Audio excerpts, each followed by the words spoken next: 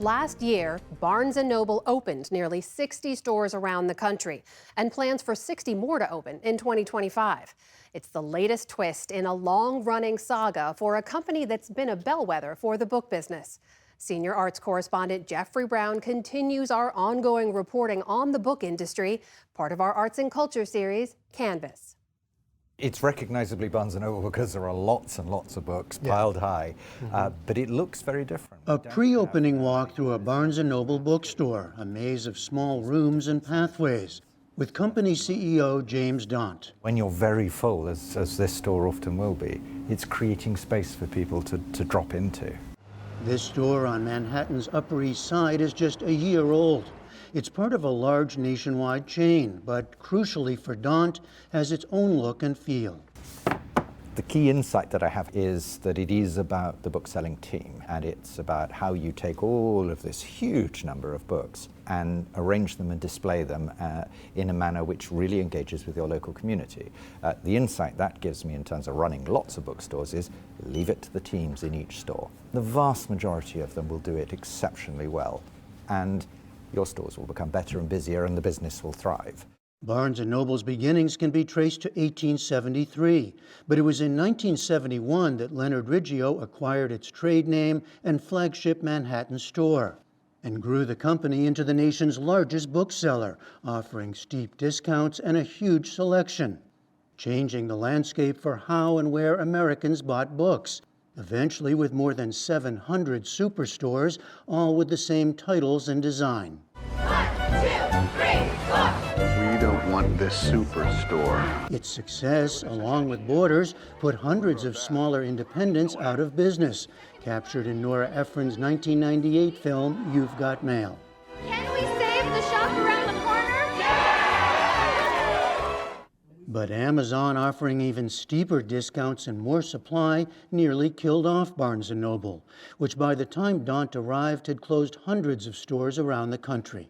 Obviously, we've come back from the brink.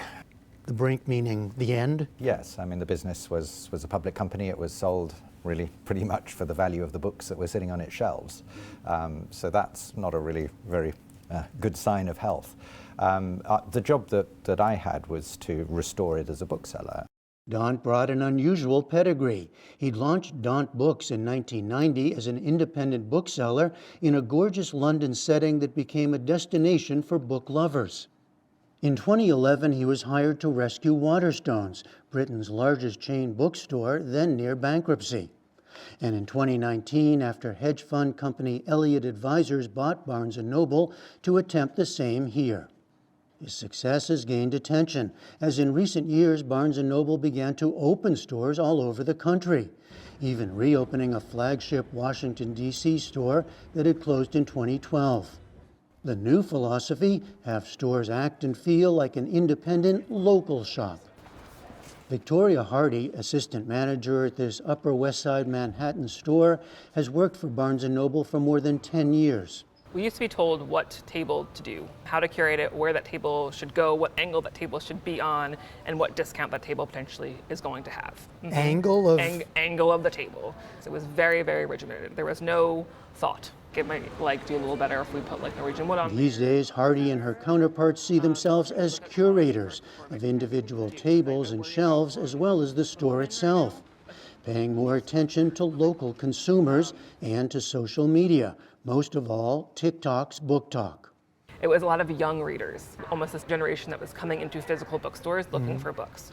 So what I started to do with that was look at those titles, like what they were coming in for, and how do you take that one title and curate a display around it? Like what are those books that are similar, pairing them together and creating a bigger display from it?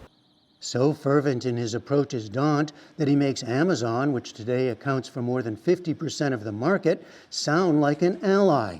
I actually see Amazon as being a massive positive for what it is to be a great bookseller. How can it be a massive positive if it's taking 50% of the market?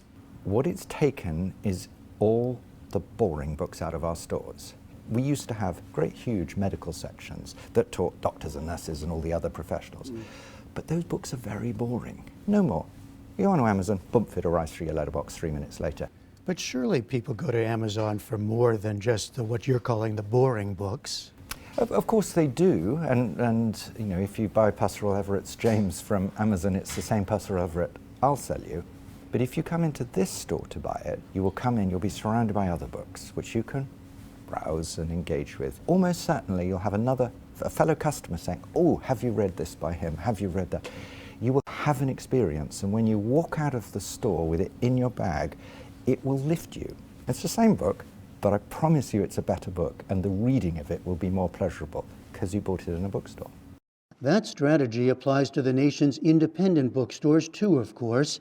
In fact, Barnes & Noble recently acquired one of them, Denver's much-loved but bankrupt Tattered Cover, a move being watched closely locally and beyond.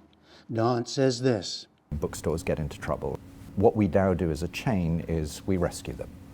We give them a safe home. We don't change them, we don't change the people, we don't change the name, but we give them the structure of the large chain. An earlier plot line in this long saga was Barnes & Noble is killing independents. Now they can coexist? I think bookstores do coexist. I mean, my instincts are that of an independent bookseller. I would never open up in a location where I believed that I was threatening an independent bookseller ever, because that's totally unnecessary. We're in this vast country of ours with far too few bookstores. So, but it isn't a zero-sum game. It is a business, though, and Daunt has to answer to the company's owners. The plot of this story, that is still being written. For the PBS NewsHour, I'm Jeffrey Brown in New York.